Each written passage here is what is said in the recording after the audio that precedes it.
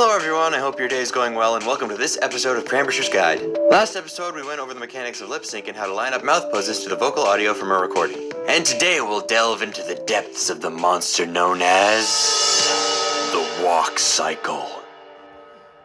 Viewer discretion is advised. Not really. It's just walk cycle, calm your toenails. Okay, so first let's go over what a walk actually is. Yeah, it's a thing people and other things do to get from point A to point B, but what does the body actually do to walk?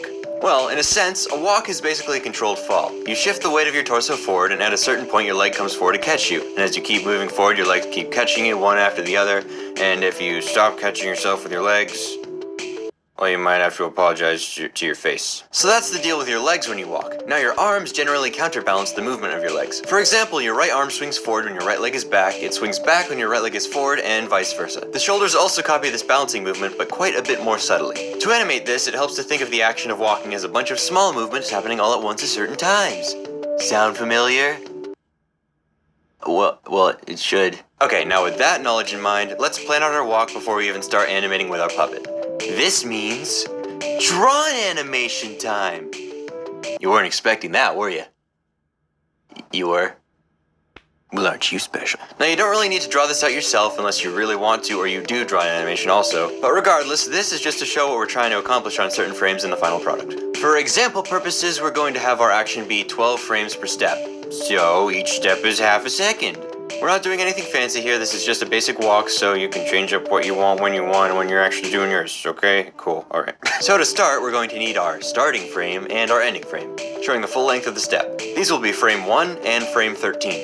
If you're wondering why the heck this is frame 13, when I just said there's going to be 12 frames, it's because this is technically the start of the second step, so it's like 12 frames plus 1. Get it? Very good. Now, things to note about these frames. This is going to be the farthest the feet will be apart from each other. The front leg is almost completely straight, with the toe up and the heel in contact with the ground. And the back leg is slightly bent at the knee, with the heel up and the toe in contact with the ground. Hey, Mommy?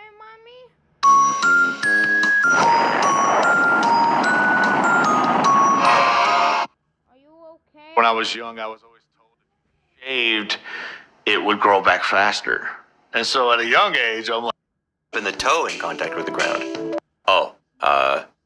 If you're using a puppet made from this series, then you might not need all this heel toe stuff right away, but you know, keep it in mind for later when you do a different one. Anyway, that's frame 1. And then frame 13 is the exact same, but with the leg switched. And what's gonna happen is, the leg in the back is gonna become the leg in the front.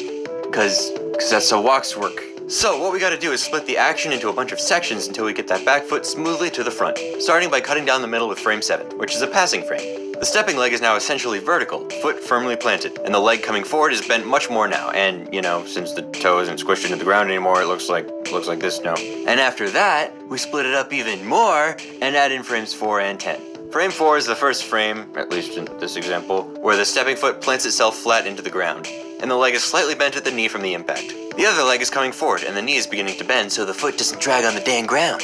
Frame 10 is kind of the point where the passing leg is generally highest, like thigh-wise, but since we're coming into land on that next step, the knee is beginning to straighten out and the toe is starting to come up. And now the stepping leg is in the back, knee starting to bend and the heel coming up. So what we've got so far looks something like this. Now, before we continue, there's another thing to cover that you might have noticed. The torso. When someone walks, they generally have some form of up and down movement, seeing as the knees are bending and straightening at different points and people's bones don't usually shrink and grow at will. Unless yours do. Do they? If we look at frames 1 and 13 being the midpoint of the up and down, then frames 4 and 10 are generally the lowest and highest points respectively, with frame 7 landing a bit above the midpoint.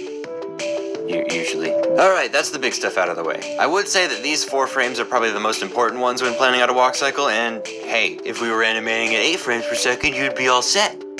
But guess what?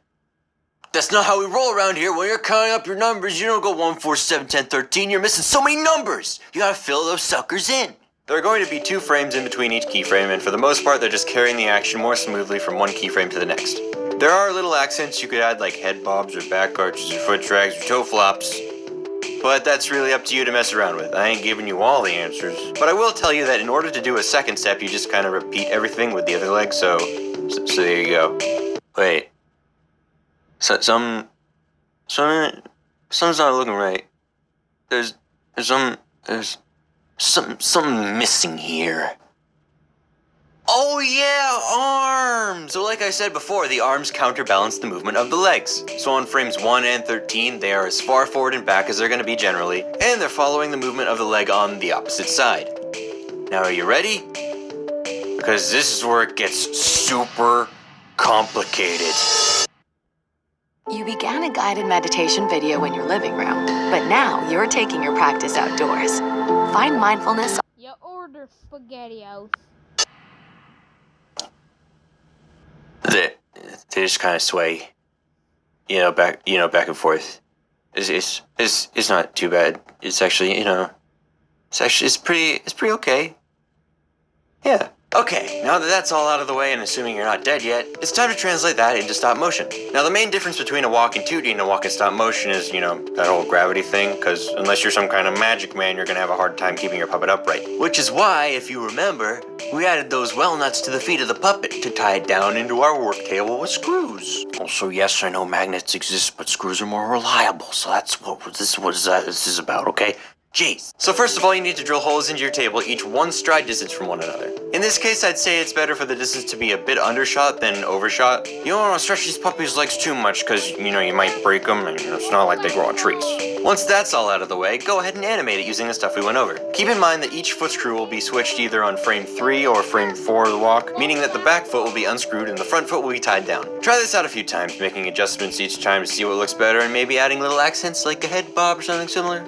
Speaking of adding accents to a walk, there's another thing a walk can do besides get you from point A to point B, and that's convey personality or emotion. Wow! So going back to that first stop motion walk, our puppy here is looking relatively normal, nothing all that special going on. But if we wanted to make him look all goofy, we could loosen him up a bit by using all that wiggle and drag stuff on parts like his back, head, arms, and even his feet a little bit. On the contrary though, a more collected, confident walk would have little to no wibbliness, as you see here. The puppet's head is held high, his back is straight, and he's got those high elbows and high knees. You can tell that that's the puppet who knows what he wants and he's going to go get it. And finally, you may have noticed that when I was going over the 2D animation portion of this guide, that I was focusing only on the side view of a walk. Well, that's gonna change, because now we're gonna go over the sass. So, when adding sass to a walk, most of the up and down movement is transferred to the side-to-side rotating movement of the hips, since the act of the hips rotating deals with the changing leg height on its own. The more exaggerated the hip movement, the less the puppet will move up and down, and of course, as with all other factors like the arms to the legs, the shoulders tend to counterbalance the hips, although it's probably a bit more subtle than the example shown here. Another note with this kind of walk is that the steps tend to be closer together, one in front of the other, kind of like a tightrope, rather than the foot just coming forward with a basic walk.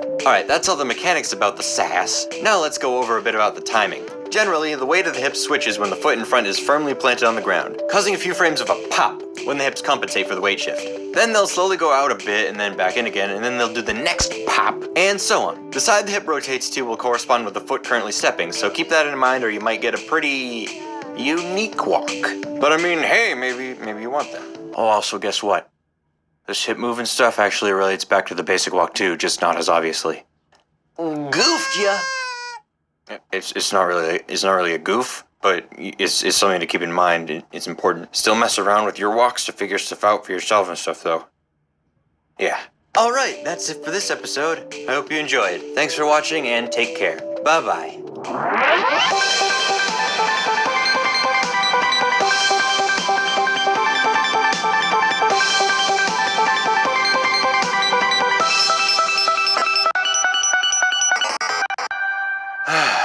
Well, that's another one. Yeah, took you long enough. What? Oh, nothing. I liked it. You did a good job explaining. Oh, thank you. Hey, you really seem to have cheered up since you first showed yourself. Well, I'm trying my best. Alright, well, I'm gonna get started on the next guide. You cool to hang out here? Yeah, I'll probably just relax for a bit. You do your thing. Okay, I'll be around. See ya. Take care.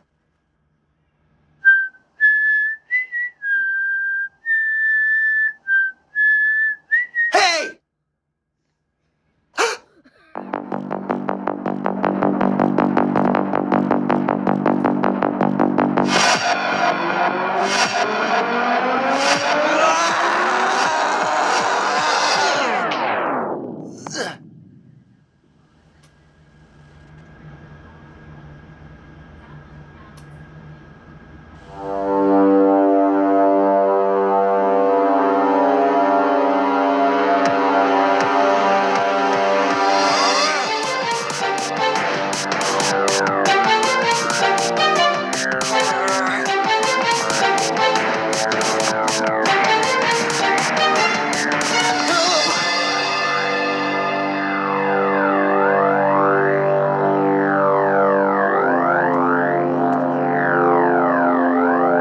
had your time.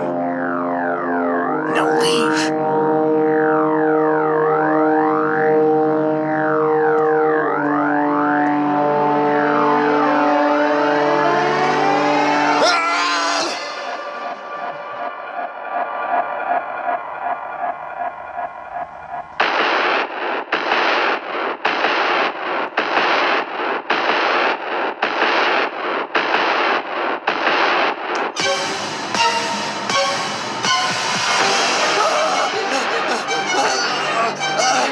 No, I'm sorry, please. No, no.